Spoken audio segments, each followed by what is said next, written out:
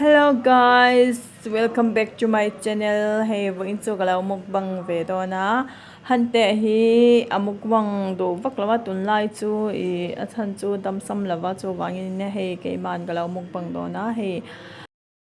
chuma oma hey bokpon ania sang chop ania chanin tomato chanin zapan zong cha boka chanin bean oma chan hey tuna kan lau mukbang chan nge nôm pot ti lo ula min lo en sak sham turin ka lo ngen chewa he sang chok chok lo mom pa pa ye tui em ani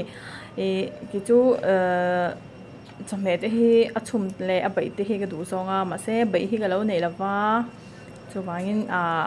siam lawa hi siam tur chu om ve no la ma se ka lo siam lawa chan hei ka lo mong wang venga min lo en zel ruo chanin khoyama kalsan lavin ka video hoi top thleng min lo en sakula chanin hei king chili chu an se ve a chan ve chu kala nei a hei ngan se a thak ve khop mai bokpon te po he tui khle ve min lo clear sak zel don nia en tu hi chon lo ve thina like te hi lo met lo thina like te hi lo met ula chanin video dang te po kan la siam zel kan tumanga engang video ngin en du ti te kha lo comment ve ula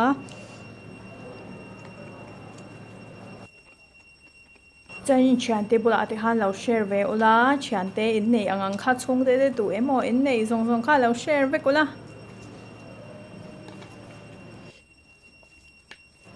trong thấy mình lâu tị tỏ mấy thế này đủ to kri phát mấy ang cần phát nghe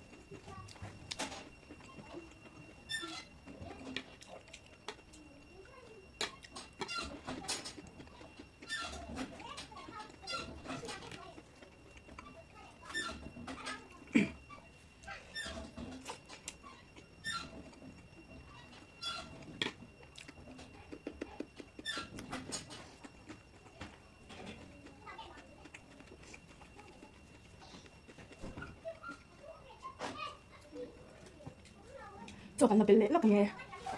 cho cái là bể lệ á cho anh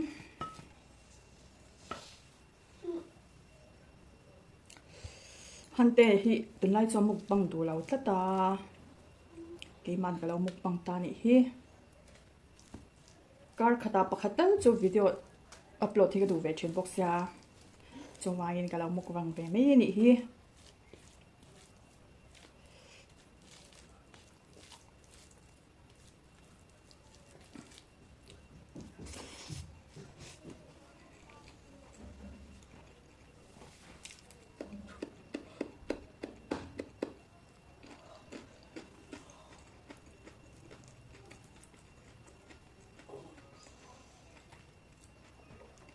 Hemi hi king chili nya he ở chân về ông toát thắc về khóc mà hi nít thum lại cái tổ hay mi hi kinh chili hi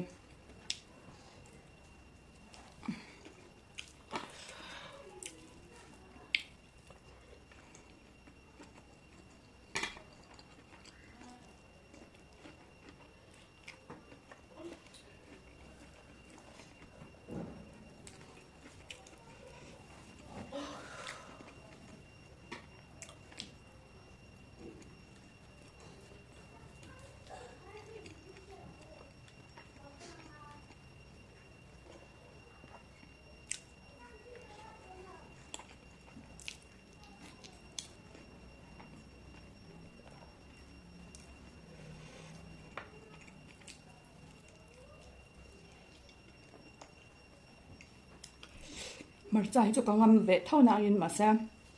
kinh chili kher hi chu con ngâm em nào nè tlem te cho con ngâm về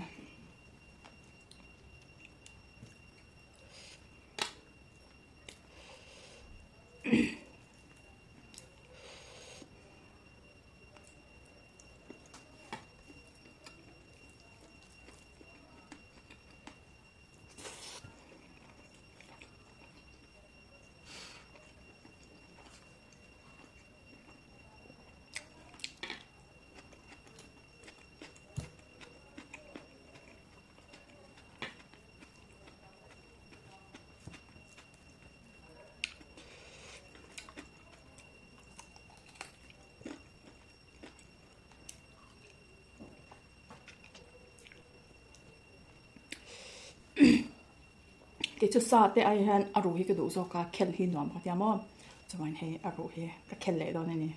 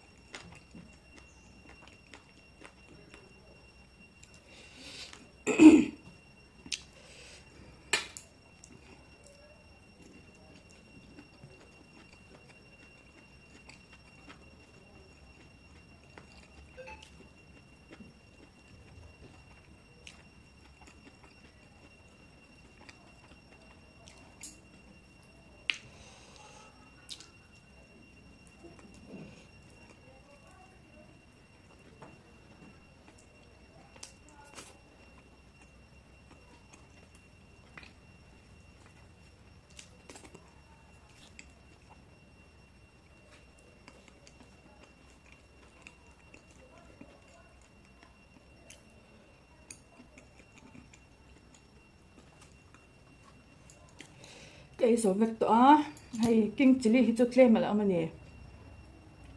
kinh chili hi dàn là cái lẹng thì hàn cho nên in tụi ha like le share le subscribe ka the hi lo la cho nên video đăng cái xem le hona notification kind monga